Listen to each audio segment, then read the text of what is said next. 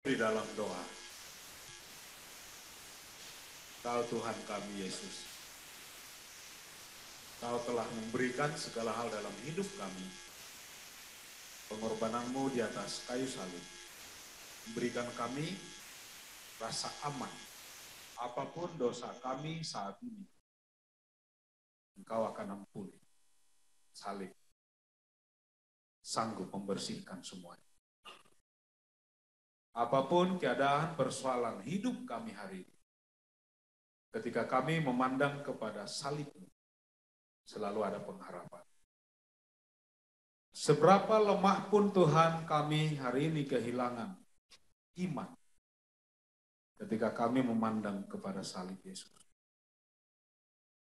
kami akan melihat kekuatan baru, juga pemulihan. Kami bersyukur Bapak. Tubuh dan darah menjadi materai kasih. Jika ada di antara kami hari ini merasa kurang dikasih, kasih Kristus lebih dari cukup, bahkan berlimpah untuk kami. Tahu bahwa kami adalah orang yang sangat dikasihi oleh harga dari diri kami semua hari ini adalah nyawa Kristus. Bantu kami anak-anak untuk mengerti begitu berharganya hidup kami, begitu berharganya diri kami di hadapan Engkau. Ajar kami untuk tidak pernah lupa memandang salib-Mu setiap hari di atas seluruh persoalan hidup kami. Dan kami membawa pesan salib itu untuk kami tidak hidup lagi bagi diri kami, tapi kami hidup bagi Engkau.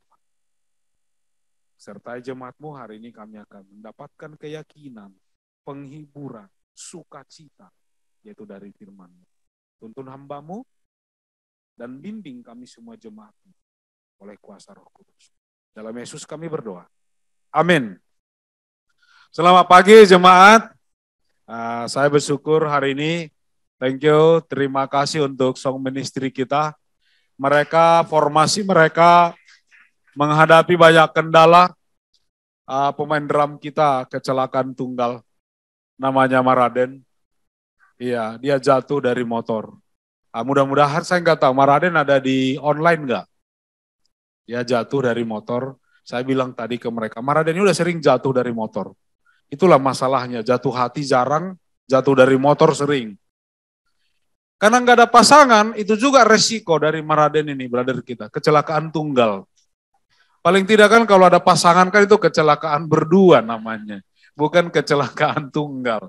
Jadi ini, dan juga ada beberapa kita juga kurang sehat, tapi apapun itu ya, jemaat juga nih lagi banyak yang sakit juga, nggak datang, tapi sebagian besar ada di online.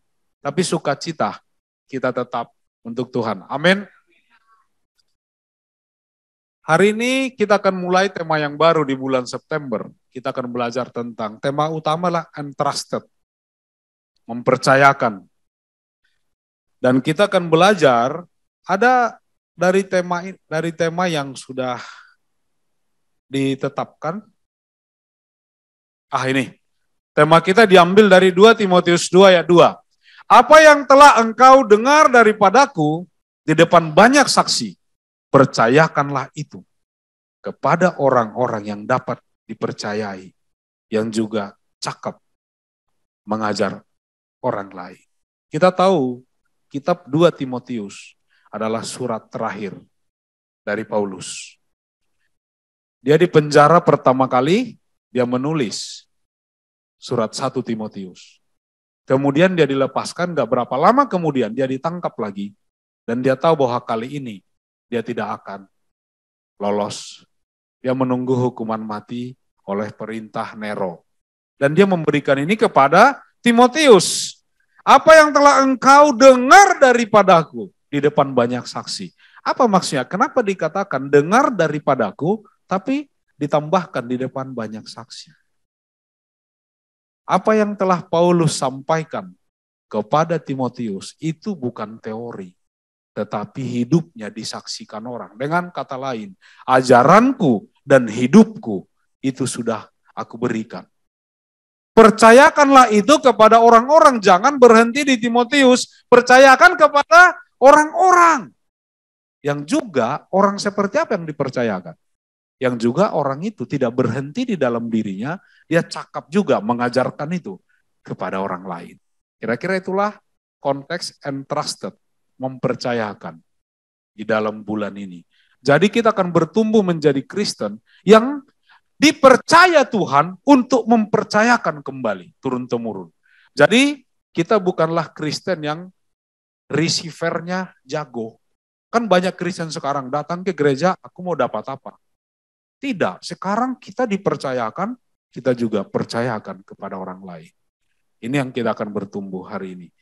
Ada beberapa hal di dalam dalam sebulan yang kita akan belajar. Ini juga akan jadi khotbah setiap minggu. Dari konteks 1 Timotius, 2 Timotius. Yang pertama adalah sound doctrine. Sound doctrine adalah ajaran sehat. Yang pertama dipercayakan adalah ajaran yang sehat. Ini pertama. Di minggu kedua kita akan belajar personal disiplin. Kita punya disiplin. Disiplin apa yang Tuhan percayakan kepada seorang pengikut Kristus.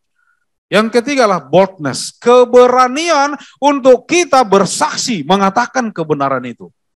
Tetapi kalau kita hanya 1, 2, 3, tapi kita nggak punya kesetiaan, kita juga nggak sampai kepada tujuan. Kenapa kesetiaan? Karena nanti di 2 Timotius juga dikatakan oleh Paulus, aku telah mengakhiri pertandingan yang baik dan aku telah menjaga iman. Sekarang telah tersedia mahkota bagiku. Itulah yang dikatakan oleh saudara kita, akok kita, minggu lalu yang sudah meninggal. Mengakhiri pertandingannya. Amin. Bukan berarti di minggu keempat nanti kita menyusul Akong, bukan itu poinnya ya. Akong udah bahagia di sana. Ini yang akan kita belajar dalam 1 bulan ini. Hari ini saya akan berbicara tentang ajaran yang sehat.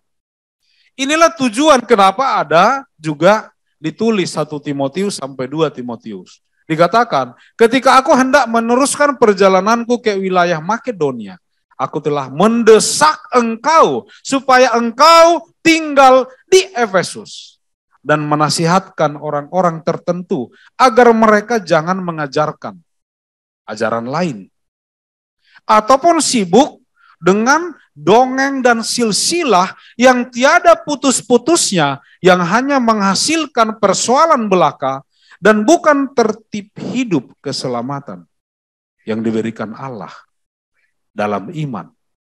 Surat ini ditulis kepada Timotius, pemimpin gereja, dan sasaran dari surat ini adalah gereja, jemaat. Apa maksudnya di dalam jemaat ada orang mengajarkan ajaran lain? Ini menarik. Harusnya di dalam jemaat ajarannya Alkitab. Bahkan sibuk dengan dongeng, silsilah yang tiada putus-putusnya. Menghasilkan persoalan belaka. Bukan tertib hidup keselamatan. Minggu lalu, saya ada diskusi Alkitab di Sentul. Saya kasih judul, Iman dan Mukjizat. Iman dan mukjizat. Saya mau kasih tahu, hari ini Kristen mengidentikan iman dengan mukjizat. Betul ya? Dan orang hari ini kalau bicara kesaksian, apa yang dikatakan kesaksian? Mukjizat, betul nggak? Pertanyaan saya, kita mengerti nggak apa mukjizat? Kalau orang lumpuh sembuh, itu mukjizat? Itu pasti mukjizat? Tidak. Kalau orang buta melihat, itu pasti mukjizat? Tidak. Ini menarik. Ada orang, dia kecelakaan kayak tadi Maraden, kecelakaan tunggal. Sebelum celaka dia bilang, di dalam nama Yesus saya nggak jadi tabrakan. Itu mukjizat? Tidak. Karena kita bicara hukum, possibility, probabilitas, itu masih bisa dijelaskan. Tidak. Banyak Kristen hari ini bicara mukjizat, mukjizat, mukjizat, sampai orang Kristen yang tidak pernah punya mukjizat dalam hidupnya merasa dirinya tidak beriman. Kasihan di gereja orang seperti itu. Akhirnya karena begitu, dia pun mulai ngarang-ngarang, ceritalah mukjizat, mukjizat, mukjizat. Mereka tidak membaca Injil Yohanes. Injil Yohanes hanya menyebutkan 7 mujizat. Tidak disebutkan setiap orang buta melihat di Alkitab itu mujizat. Tidak disebutkan. Tapi orang yang buta sejak lahir disembuhkan Tuhan. Itu disebut mujizat. Tidak semua orang lumpuh yang berjalan di Alkitab disebutkan di Injil itu mujizat. Tapi orang yang lumpuh sejak lahir berjalan itu disebut mujizat. Ajaran yang lain berkembang di gereja hari ini. Contoh, iman jadi identik dengan mukjizat. Saya jelaskan begini. Siapa bapak orang percaya? Abraham. Ada yang jawab Musa, Alkitabnya udah berubah. Revisi tahun 1988 kali itu ya. Ada. Mungkin nggak ngerti. Abraham orang percaya, bahkan bapak dari orang percaya disebut sahabat Allah. Berapa mukjizat dalam hidupnya? Berapa mukjizat dalam hidup Abraham? 1. Apa itu? Itu pun tidak langsung Abraham. Itu lebih mukjizat itu lebih kepada Sarah. Abraham kan gak mandul. Yang mandul siapa? Sarah. Jadi apa mukjizat di dalam hidup Abraham? Apa? Apa mukjizat dalam hidup Abraham? Bapak orang percaya. Lihat, ini ajaran yang lain. Menarik ya. Banyak gereja hari ini mukjizat. Dan mereka nggak mengerti apa itu mukjizat. Apakah kalau orang berjalan di atas air itu pasti mukjizat? Belum tentu. Kali aja dia pesulap merah. Ini menarik. Ajaran yang lain. Abraham bapak orang percaya tidak ada satu mukjizat pun yang benar-benar kita sebut mukjizat. Ada orang bilang, waktu dia mempersembahkan Ishak, itu enggak jadi, tiba-tiba ada nyangkut domba di semak-semak. Itu mukjizat. Saya mau tanya, domba nyangkut di semak-semak apa mukjizatnya? Damai nyangkut di hati saya aja itu bukan mukjizat?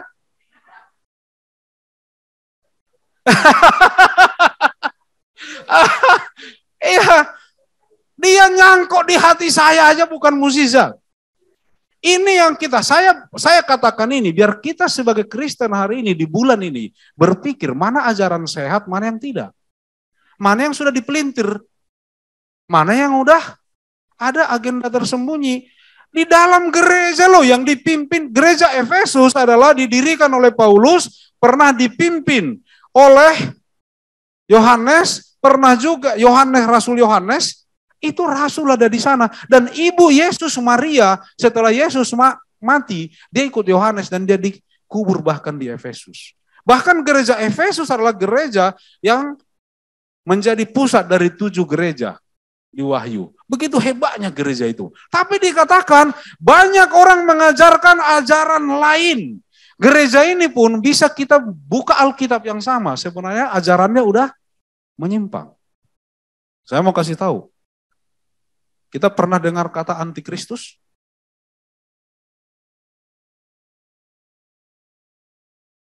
Orang berpikir antikristus itu adalah dia ancam kita. Jangan percaya Yesus. Makanya disebut akan ada penganiayaan hebat. Dan Kristen terus. Tidak. Soalnya Andi udah bertobat. Enggak ada lagi penganiayaan hebat. Ini dulu penganiayanya. Itu.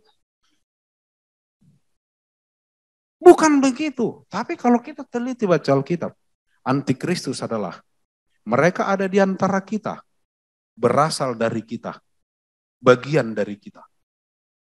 Dia enggak katakan jangan percaya Yesus, tetapi mereka bentuk Yesus yang berbeda dari Yesus yang asli. Dan kita percaya. Dari mana saya tahu? Mana lebih sering dikotbahkan di gereja? Berkat atau pikul salib? Ajaran Yesus, mana yang dominan? Pikul salib atau berkat? Kenapa diajarkan berkat bukan pikul salib? Karena gereja ini akan sepi dan enggak ada setoran. Bayangkan kalau setiap datang gereja hari Minggu khotbah saya pikul salib. Menyangkal diri. Masih datang enggak hari Minggu depan? Udah gitu enggak ada lagi musiknya. Yang ada cambuk kita bikin di sini, cambuk. Kita salib kita bikin begini. berdarah-darah, ada yang mau datang. Tapi itulah Yesus yang sesungguhnya. Via Dolorosa, jalan salib.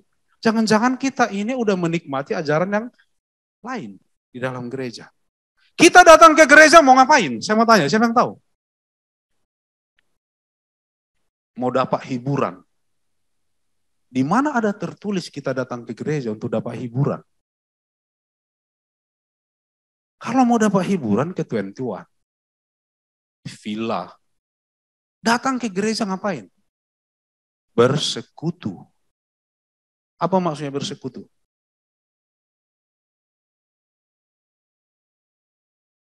Berkumpul untuk bersatu dan berpartisipasi. Jangan berpartisipasinya dihilangin. Kalau kita berkumpul saja, itu bukan bersekutu, itu arisan. Betul enggak?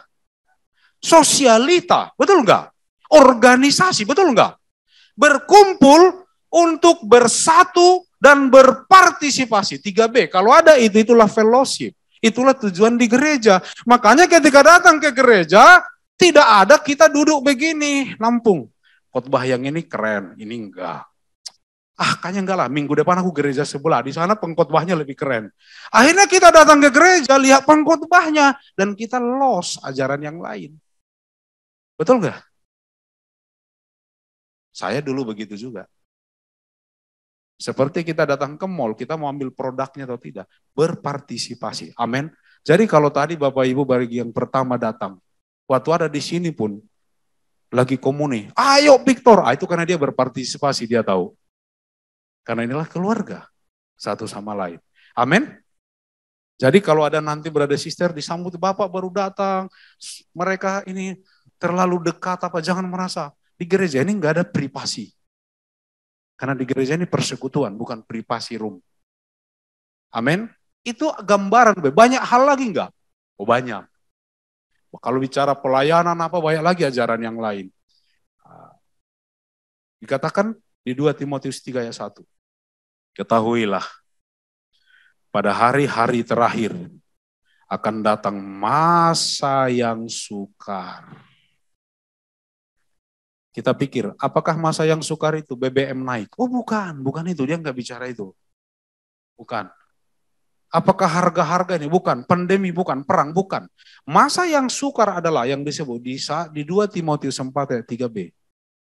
Karena akan datang waktunya, orang tidak dapat lagi menerima ajaran sehat. Itulah kesukaran sesungguhnya di dunia ini. Di NIV dikatakan, terrible times in the last days. Apa yang paling kesukaran di dunia ini hari ini? Orang tidak mau lagi menerima ajaran yang sehat. Suami, kasihilah istrimu seperti dirimu sendiri.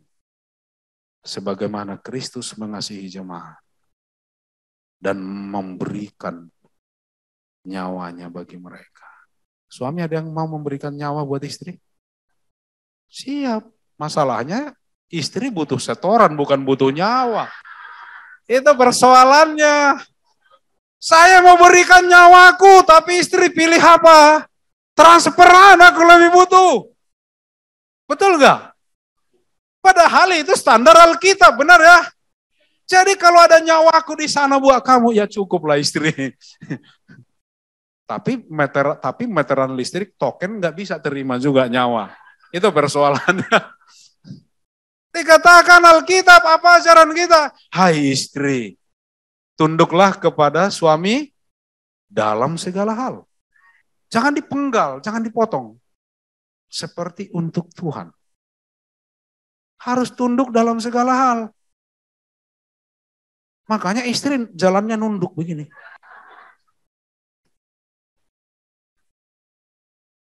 Tunduk dalam segala hal, tapi istri bilang, gimana aku tunduk sama suami? Suami aja nggak rohani. Lu dalam segala hal.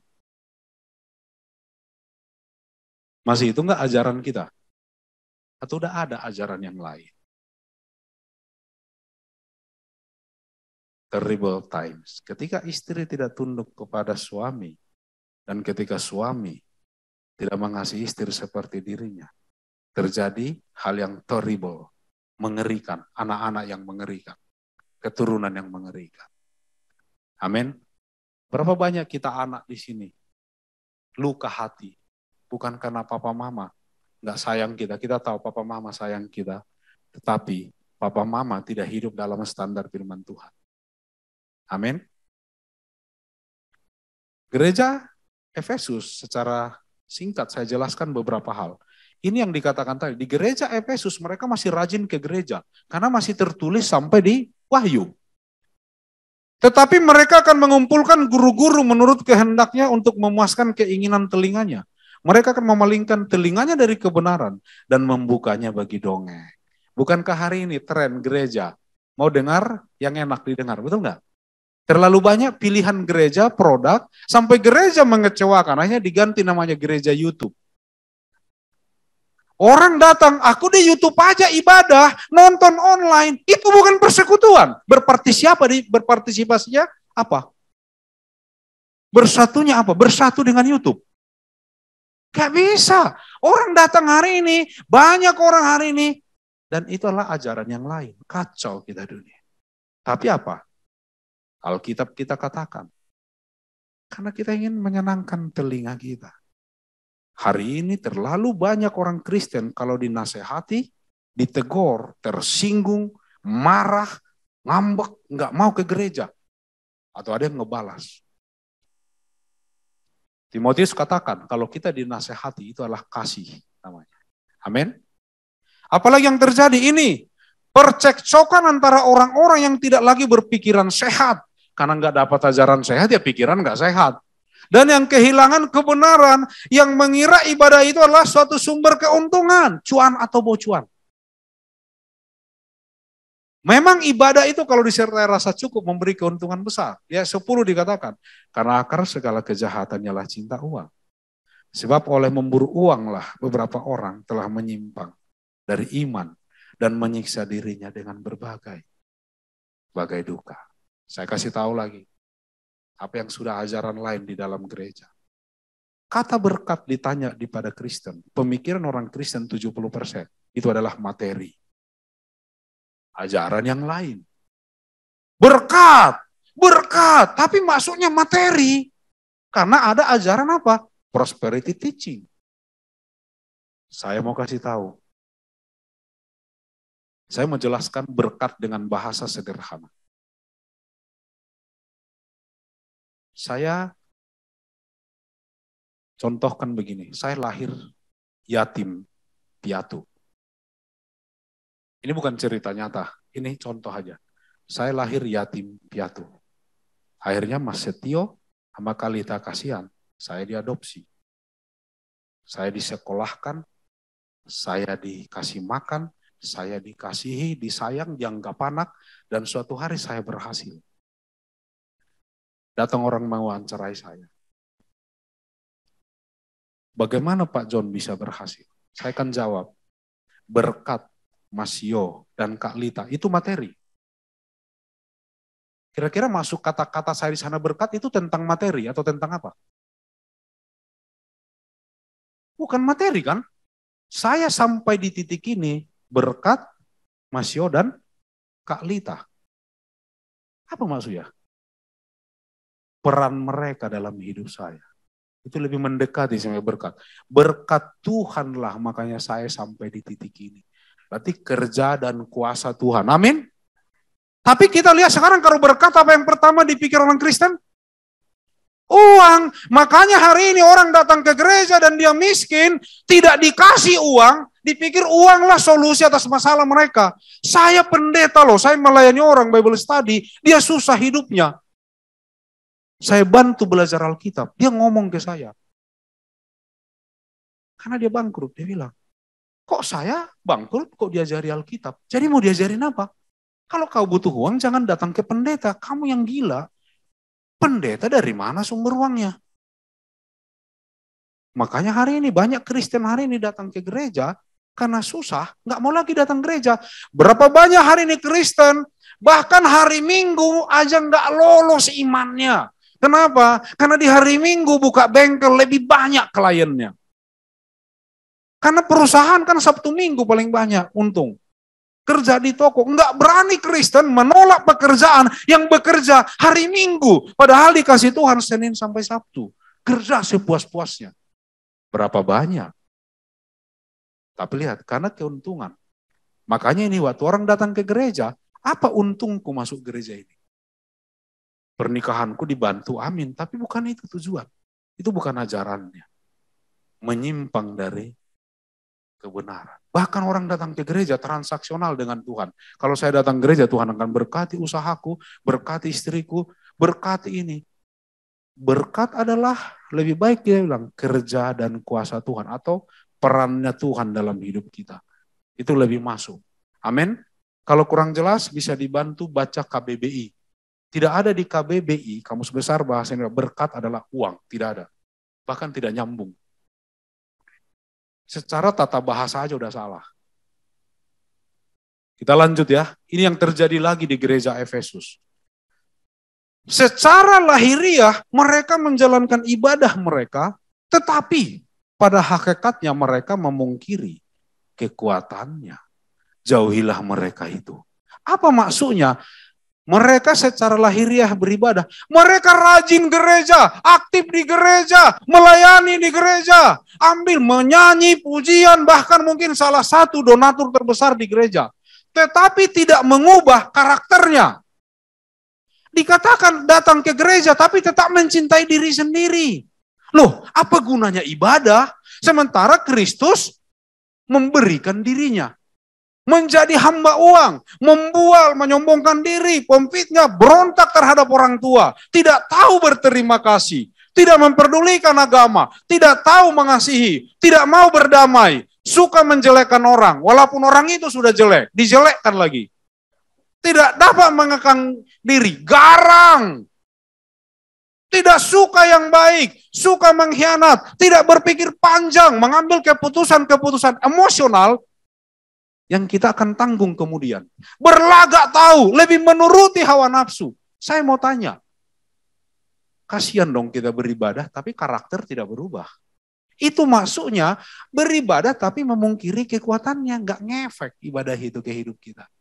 Tidak ada life transformation. Wow, saya baca di Timotius itu ya, mengerikan Kristen hari ini. Saya mau kasih tahu, satu ajaran murni lagi. Jalan ke sorga sempit atau lebar? Sempit. Tapi hari ini, ketika gereja dikotbahkan berkat, khotbah tentang berkat lebih besar daripada khotbah tentang kebenaran. Gereja itulah yang paling besar di dunia. Pertanyaan saya, mau mereka sebesar apapun, bahkan GKDI, mau kita sebesar apapun, jalan ke sorga tetap sempit. Tidak menjamin. Tetap standar penghakiman Tuhan tetap sama. Ibadah mengubah kita enggak? Minggu lalu aku datang ibadah. Lebih gawat lagi hari ini kekristenan. Kita lebih banyak, makin beribadah, makin pahit dengan gereja. Kecewa dan sulit dipulihkan. Karena kita datang ke gereja bukan mau ajaran yang sehat. Apa ajaran sehat? Ini menarik. Kalau kita mengerti ini saja, luar biasa. Ini yang dikatakan Paulus, ajaran yang sehat. Kepada Timotius, untuk Timotius ajarkan kepada jemaat, jemaat diajarkan lagi. Ingatlah juga bahwa dari kecil engkau sudah mengenal kitab suci.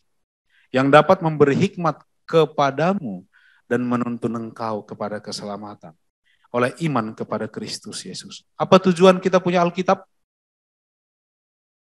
Memberikan hikmat, menuntun kepada keselamatan melalui iman kepada Kristus. Itu tujuan kita punya Alkitab. Saya mau tanya, kita udah punya Alkitab itu dari kecil, udah tercapaikah tujuan itu dalam hidup kita? Tidak, Alkitab itu kan kitab suci. Harus dijaga kudus, ditaruh di etalase, dikasih gembok, dilap tiap minggu. Dan tidak dibaca. Atau ada yang bikin Alkitab kalau lagi putus cinta. Buka Alkitab. Pas. Terkutuklah. Ya, oh ya kan terkutuk dia. Ada yang ambil Alkitab begitu. Dia buka Alkitab. Pas. Ada orang berani bersaksi di depan umum. Tadi pagi saya buka Alkitab. Langsung dapat ayat. Tuhan tidak pernah begitu memberikan kepada kita. Tahu cara Alkitab diberikan Tuhan? Pertama dia pilih penulisnya. Diinspirasikan Roh Kudus. Dan penulis itu berbicara atau nabi berbicara. Nabi tidak boleh menambah, tidak boleh mengurangi. Kalau ditambah dikurangi apa yang terjadi? Mati. Tapi kita bisa sembarangan begitu. Ini ajaran yang lain lagi. Saya selalu, itulah cara Tuhan berbicara. Emang Tuhan, kalau Tuhan pesulap, nanti dibongkar pesulap merah, bahaya. Tidak begitu cara Tuhan bekerja. Aku memberikan, mengenal kitab suci. Saya mau tanya, kalau kita mengenal kitab suci, kenapa dia nggak pakai kata mengetahui kitab suci? Kenapa dia pakai kata mengenal? Menarik loh. Alkitab kita tidak pernah keseleo satu kata pun, bahkan satu iota pun. Kalau dia nggak pakai kata mengetahui menjadi mengenal, karena kita mengenal.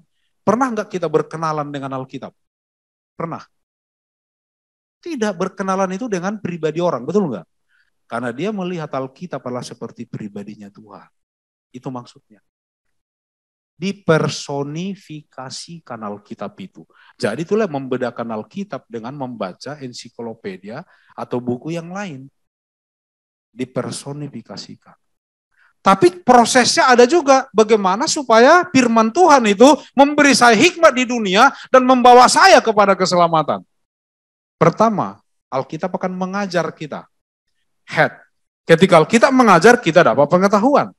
Tetapi kalau Alkitab hanya memberi pengetahuan, sudah terpenuhi hingga tujuannya? Keselamatan? Belum. So what kita tahu dan doktor tentang Alkitab, itu belum mencapai tujuan akhir dari Alkitab, yaitu menuntun kepada keselamatan oleh iman kepada Kristus. Hanya pengetahuan. Makanya dikatakan proses berikutnya adalah menyatakan kesalahan. Disinilah sakitnya baca Alkitab.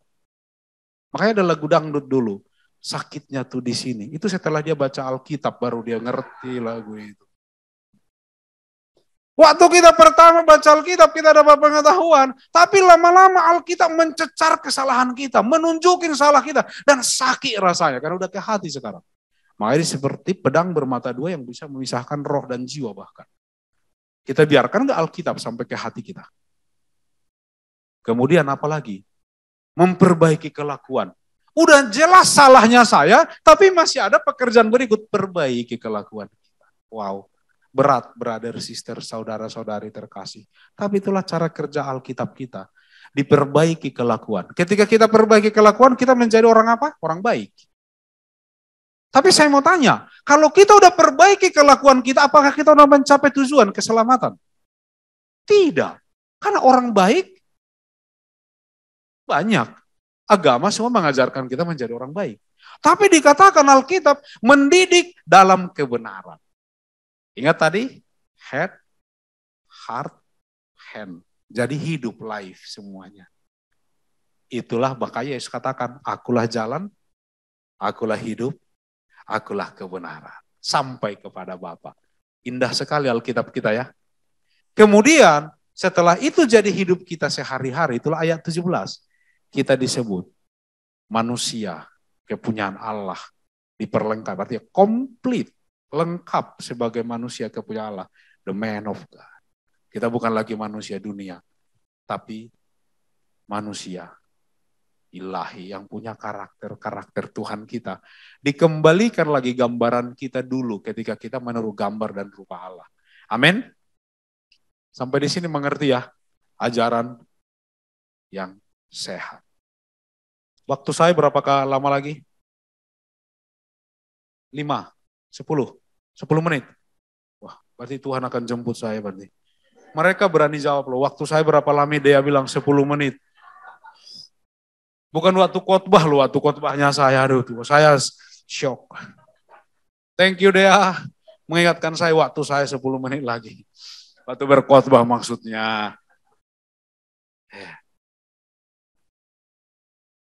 Sebab semuanya itu dikuduskan oleh firman Allah dan oleh doa.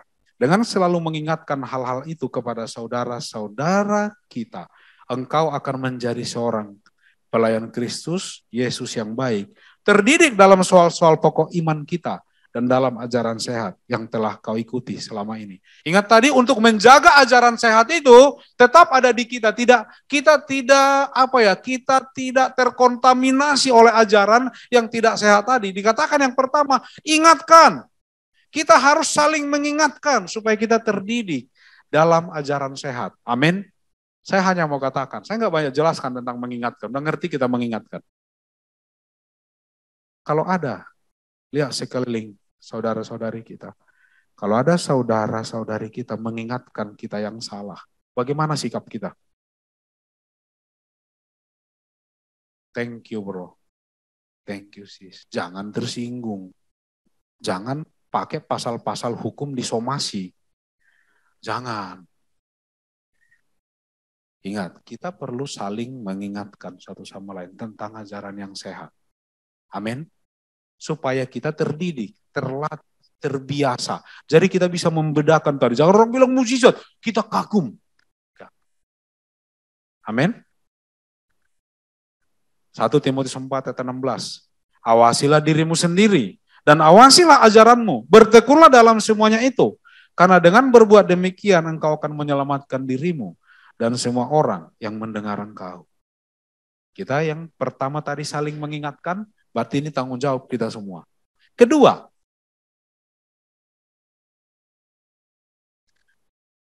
jangan hanya mengingatkan, tapi juga awasi diri kita dan ajaran sejalan enggak? Sejalan enggak hidup kita dengan ajaran sehat? Itu maksudnya. Yang kedua, kita awasi juga diri kita. Tadi ingatkan saudara-saudara kita, saling mengingatkan selalu. Bro, tidak begitu. Ingatkan. Terima. Tapi setelah itu awasi lagi diri kita sendiri, fungsi kontrol untuk diri kita. Kalau kita baca ini, ajarilah dirimu sendiri dan ajaran. Awasi doktrin dan diri. Kalau itu tidak sejalan, kita tidak selamat. Hari ini apa yang terbesar dalam kerajaan sorga? Kita tidak kekurangan pengajar di gereja, pengkhotbah di gereja, pelayan di gereja, ahli teologi di gereja. Tapi kita kekurangan orang-orang yang ajaran dan hidupnya sinkron. Betul ya? Kayak tadi dikatakan di depan semua saksi. Kita tahu hidup saudara-saudari kita satu sama lain. Amin? Itu akan menjadi kekuatan. Kita nggak akan bisa. Itu adalah apologetik tertinggi, pembelaan iman tertinggi. Ketika diperhadapkan kita, orang lihat ini ajaran, ini hidupku sama. Ya udah, apalagi? Tapi kalau kita ngomongnya apa, hidupnya apa, kita sendiri nggak mau orang seperti itu. Yang berikutnya 2 Timotius 1 ayat 13.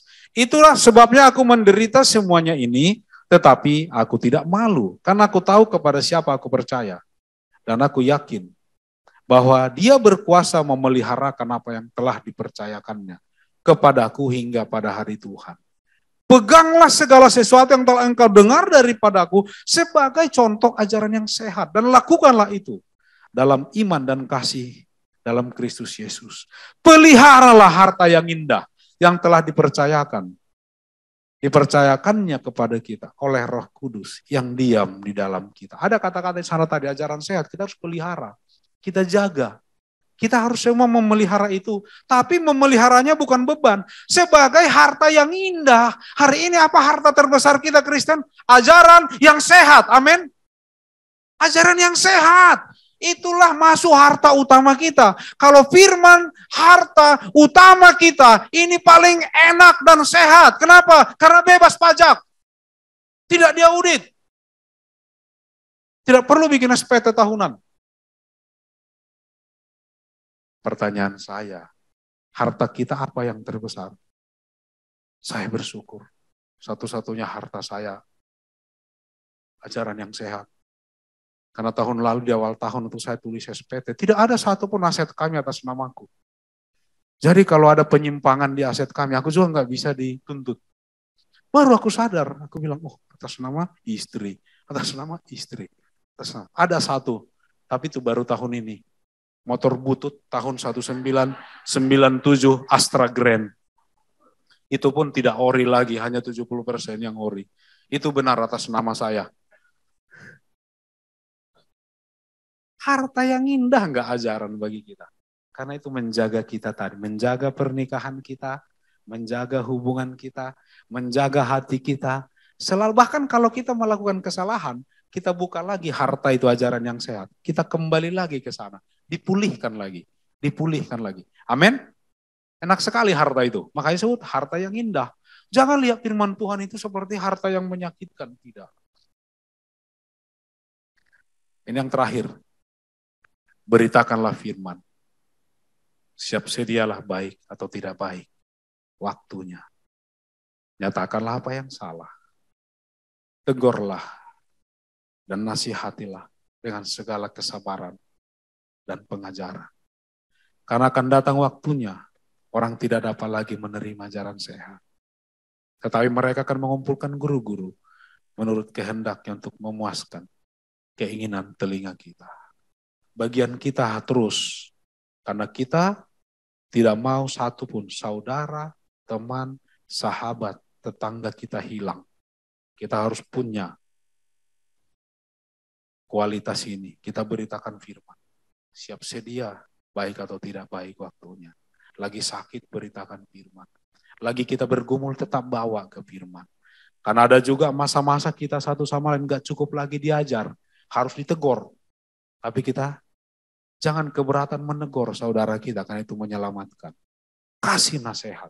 Inilah ayat pengutusan saya ketika saya menjadi pelayan full time. Makanya saya harus pegang ini terus. Saya nggak tahu brother sister berapa banyak yang saya tegur di sini. Tapi saya tahu saya mengasihi kita untuk kita kembali punya harta yang indah itu. Amin. Memberitakan siap sedia setiap saat. Ada 4 hal untuk kita semua bisa dipercaya di dalam ajaran yang sehat. Kita saling mengingatkan satu sama lain sampai kita terdidik. Kedua, mengawasi apakah sejalan diri dan ajaran yang sehat. Ketiga, memeliharanya sebagai harta yang indah. Siap sedia setiap waktu memberitakan itu. Amin. Semoga bulan ini kita sehat semua. Amin. Kita bersatu di dalam doa. Tuhan, kami bersyukur Engkau memberikan firman-Mu yang begitu luar biasa. Bahkan pasal terpanjang di Alkitab adalah Mazmur 119. Pujian kepada firman, kekaguman kepada firman. Hari ini kami bersyukur Tuhan, jemaat-Mu di sini menerima firman-Mu, bantu mereka Tuhan, meteraikan firman itu, supaya hidup saudara-saudari jemaat yang terkasih sekalian tidak terombang-ambing oleh angin pengajaran dunia ini. Dan mereka berakar, bertumbuh, dan berbuah di dalam ajaran yang sehat itu. Tuhan, bantu kami ketika kami pulang, kami mencintai firman-Mu dan mulai membaca firman-Mu, mulai mengerti firman-Mu setiap hari. Terpujilah Tuhan, di dalam Yesus Kristus kami berdoa. Amin.